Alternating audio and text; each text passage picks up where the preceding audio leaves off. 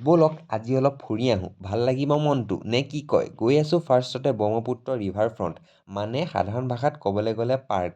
পাৰ person 50 টকাকৈ লয়। ইয়াৰ পৰা ধুনীয়া এটা ভিউ দেখিব পোৱা যায় ব্ৰহ্মপুত্ৰ নদীৰ। সেইটো হৈছে পিকক আইলেণ্ড, য'ত পিককেই নাই।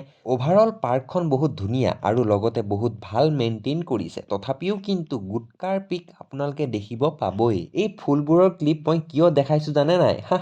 মোৰ মাতাশ্ৰীক জ্বলাবলৈ আকৌ। মাতাশ্ৰী দেখিছানে কিমান ভিন ভিন কালাৰৰ ফুল ৰুইছে? এতিয়া আমি পাৰ্কৰ পৰা ওলালোঁ আৰু যদি আমি 200 মিটাৰমান খোজকাঢ়ি আগুৱাই যাওঁ, আমি পাম ফেঞ্চি বজাৰ।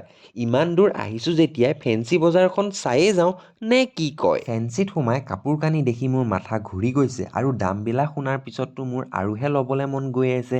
সেইকাৰণে যি আছে যি নাই উঠাই ল'লোঁ। জাম্পাৰ বুলি কয় নে কি বুলি কয় এই মালটো।